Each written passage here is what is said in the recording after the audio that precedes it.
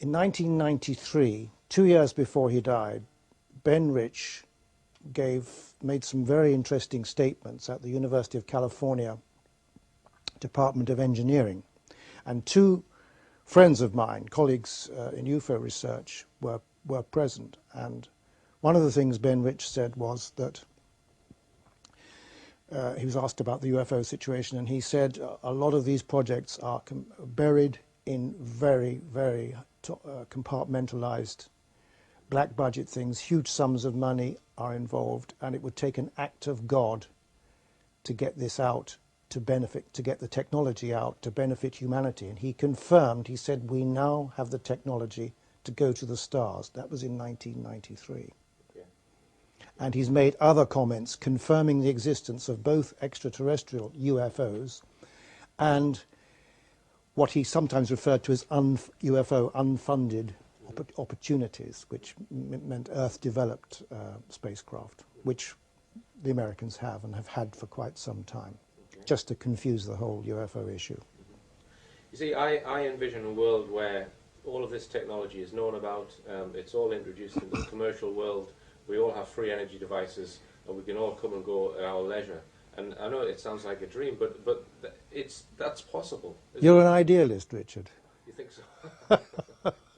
I think so. And, well, can you imagine, first of all, would you want this technology falling into the hands of terrorists or people who, you know, there are many, many very primitive countries on this planet. Mm-hmm.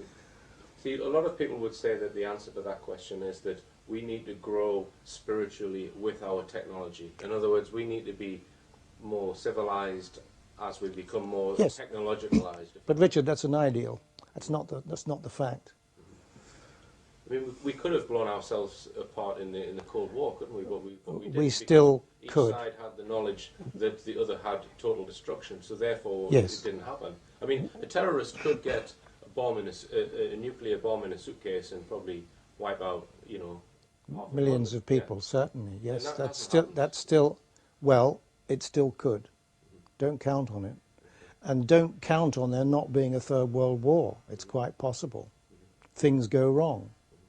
But I'm encouraged by the fact that on numerous occasions, both Russians and Americans experienced interference at ICBM, intercontinental ballistic missile sites, right. So on many occasions.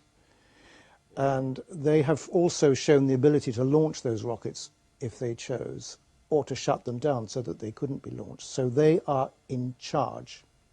Mm-hmm. Mm-hmm. Fascinating. And I've got another question here that intrigued me. You mentioned that in 1950, Chief of Defence Staff Mountbatten had quite a lot of knowledge about the UFO subject. He did. And can you elaborate a little bit on that?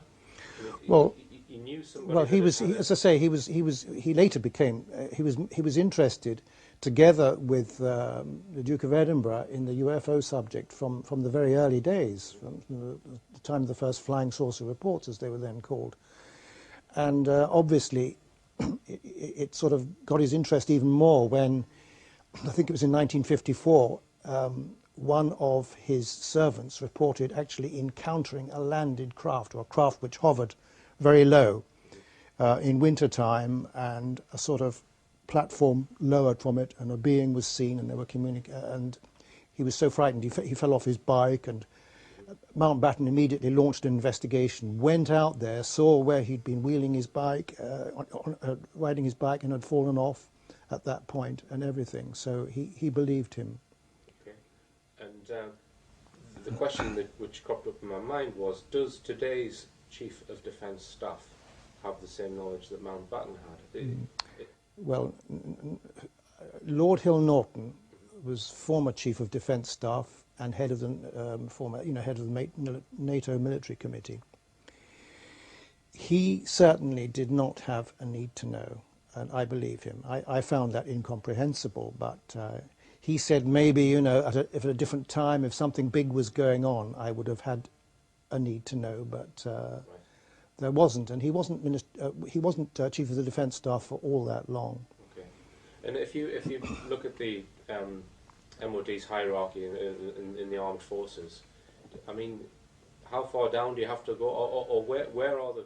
It doesn't people? matter. It doesn't matter. Even very high-ranking generals, a four-star general, say, wouldn't necessarily have a need to know, and it might, but someone of a lower rank, say a two-star general, would. It works like that. It does not follow the normal rules. And the method by which they make these people keep this secret, can you elaborate on that? Is it threats, or is it golden It certainly can be. It certainly can be threats. Yes, I mean they're taken regularly to a sensitive. If they have what so-called above top secret clearance, which is top secret code word, which is an accessed group. Okay. So you have, in addition to top secret clearance, which is the highest, you're then compartmented in a small group, and you certainly can't talk about that information. And they are periodically taken to what's called a sensitive compartmented information facility and reminded of their oaths and so forth. And certainly they can be threatened. Okay, and we were talking about astronauts. If we just briefly touch on astronauts, we mentioned the Apollo 11 landings. Do you believe? What's your view of the first? Regarding Apollo 11, we now know from Buzz Aldrin that during the flight out to the moon, they were accompanied by a bell-shaped craft, and they all looked at it through a monocular through the cabin of Apollo 11.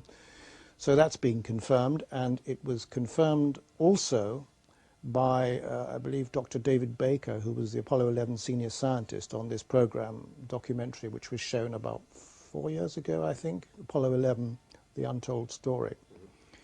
Also, from a friend of mine, a former lady who worked in MI6, she met Neil Armstrong in Italy, and he confirmed to her, she'd overheard a conversation of him talking to a German doctor at a NASA conference, and then she confronted Armstrong with this information, and he admitted, yes, there were craft on the moon when they landed, and they were very frightened by it, and they felt threatened. Okay, and you think that's the big secret, basically, about the not the fact that they didn't land on the moon, because some people believe that. I mean, they did land on the moon, believe me. You can see some of the instruments on the moon if you have a powerful enough telescope, and you can even communicate with them. That's not to say that NASA doesn't doctor photographs taken on the moon. I mean, if you look at Vogue magazine or these expensive glosses, do you not think some of the pictures are doctored to make people look better? Any sort of spots or things can be, how it's all done. I mean, so a lot of the moon pictures were made to look, more jazzy. Okay. One final question. I think I've heard you answer this question on Edge Media about the reptilian alien being. You're not convinced of the existence of a reptilian? I think there are some, but I think they're a rare species. Okay. Very definitely. There are numerous types of extraterrestrial, invariably bipedal, 2 arms, a trunk. But the reptilians seem to me, I think a lot of people, they suddenly became fashionable. Right. I remember about 6 years ago in the United States, and suddenly everybody was being abducted by reptilians. I remember that. I mean, one witness, Clifford Stone, he's confirmed that he believes there are reptilians. And I find Clifford Stone very dubious, in my opinion. Okay. Yes. Okay. And would you care to elaborate on that? I mean, we don't have to show that if you don't want me to. No, I don't want to get personal about people, but he's always there. He always knows this and that. You don't talk about it. He wouldn't be alive if he were talking about half the things he's talking about. Right. He claims to know this and that. He knows of much too much. There's no way he'd know all those bits relating to everything. And, claims to have known all about the Rendlesham Forest case and everything like that, and I fell for it back when I wrote my first book. I think or maybe even beyond top secret.